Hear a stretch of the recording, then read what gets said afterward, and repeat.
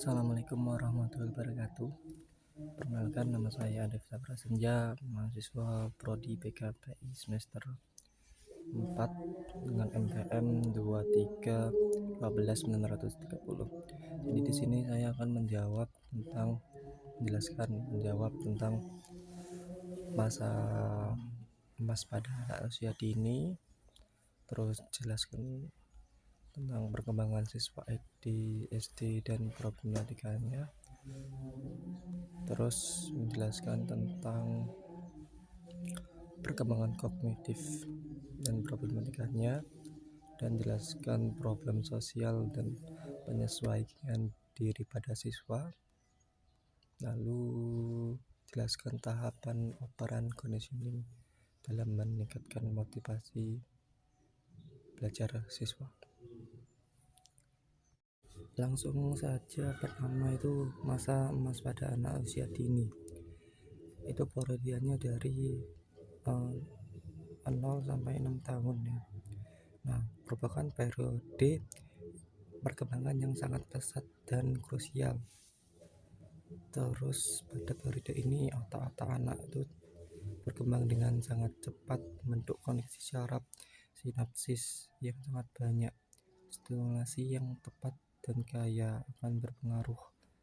Jadi kita memberikan stimulasi itu akan sangat berpengaruh ya terhadap perkembangan kognitif, sosial, emosional, dan bahasa anak. Nah, terus kemampuan dasar seperti motorik, bahasa, dan kemampuan kognitif mulai terbentuk dan berkembang pesat di masa ini ya. Jadi oleh karena itu, stimulasi yang tepat sangat penting untuk memaksimalkan potensi ya. Nah, terus itu keterlambatannya juga keterlambatan stimulasi dapat berdampak negatif pada perkembangan anak ya, perkembangan tadi bahasa, terus motorik dan sosialnya.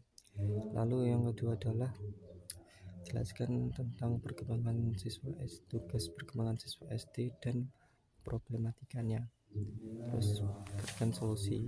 Nah, tugas perkembangan siswa SD meliputi penguasaan keterampilan akademik, itu mulai dari membaca, menulis, berhitung. Nah, lalu perkembangan sosial emosionalnya apa? Yaitu berteman, kerjasama, empati, dan kemandirian melakukan tugas sendiri. Nah, problemnya apa?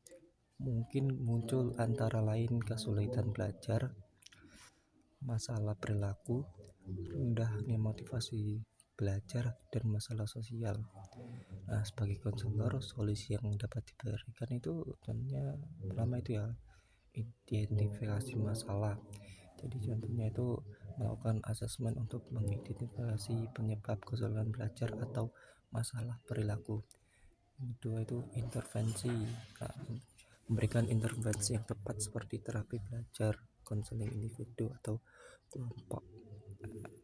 Lalu bekerjasamalah dengan guru, orang tua, dan pihak terkait lainnya untuk menciptakan lingkungan belajar yang kondusif. Lalu ada penguatan positif ya di sini.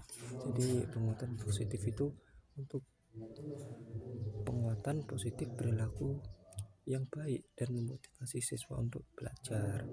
Lalu memberikan bimbingan karir untuk membantu siswa menemukan minat yang mereka inginkan dan bakatnya gitu. Lalu jelaskan perkembangan kognitif dan problematikanya. Jadi ini bagian jelaskan perkembangan kognitif dan problematikanya. Jadi perkembangan kognitif itu merupakan perkembangan kemampuan berpikir, mengingat, dan memecahkan masalah.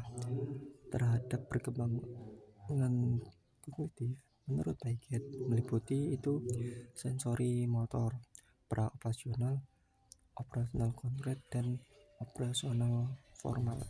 Setiap tahap memiliki karakteristik kemampuan kognitif yang berbeda. Contoh problematika yang mungkin muncul antara lain itu ya kesulitan dalam memahami konsep abstrak, kurangnya kemampuan berpikir kritis, terus gangguan pemusatan perhatian, dan kesulitan memecahkan masalah. Nah, lalu yang berikutnya itu jelaskan problem sosial dan penyesuaian diri pada siswa SMP. Siswa SMP menghadapi berbagai problem sosial seperti tekanan teman sebaya, pressure sebenarnya, perundungan, bullying ya, pencarian jati diri, identifikasi krisis ya, dan perubahan hormonal yang dapat mempengaruhi emosional dan perilaku. Kemampuan penyesuaian diri sangat penting untuk mengatasi tantangan-tantangan ini. Problem yang muncul dapat berupa rendahnya harga diri, kecemasan sosial, depresi, dan perilaku menyimpang. Nah, contohnya itu kalau perilaku menyimpang itu ya kayak bolos, tawuran, nah begitu. Lalu jelaskan tahapan operan conditioning dalam siswa agar meningkatkan motivasi belajar siswa. Operan conditioning itu merupakan teori belajar yang dimana itu menekankan pentingnya penguatan dan hukuman dalam membentuk perilaku dalam meningkatkan motivasi belajar. Nah, kita sebagai konselor dapat menerapkan prinsip-prinsip operant conditioning sebagai berikut. Satu, penguatan positif. Nah, penguatan positif itu bagaimana? Ya, kita memberikan hadiah atau pujian atas prestasi belajar siswa ya. Lalu penguatan negatif. Nah, penguatan negatif itu bagaimana? Nah, contohnya itu menghilangkan tugas yang tidak menyenangkan setelah siswa mencapai target belajar. Nah, punishirnya gimana gitu? Punishir hukumannya itu gimana? Hukumannya itu memberikan konsekuensi atas perilaku yang tidak diinginkan, misalnya mengurangi nilai atau teguran. Jadi misalkan ada siswa yang melanggar itu kita kasih teguran atau mengurangi nilai gitu. Lalu pembentukan bertahap. Nah, memberikan penguatan pada setiap langkah kecil menuju pencapaian yang tujuannya besar. Jadi kita mulai dari yang kecil-kecil dulu gitu. Kita mulainya dengan langkah-langkah kecil, lalu setelah langkah kecil itu akan menyusun sebagai sesuatu yang besar gitu. Jadi nggak langsung berubah itu. Nah, kalau langsung berubah itu namanya revolusi. Lalu penjadwalan penguatan. Nah, memberikan penguatan secara konsisten atau terjadwal untuk mempertahankan motivasi belajar. Nah, itu harus konsisten.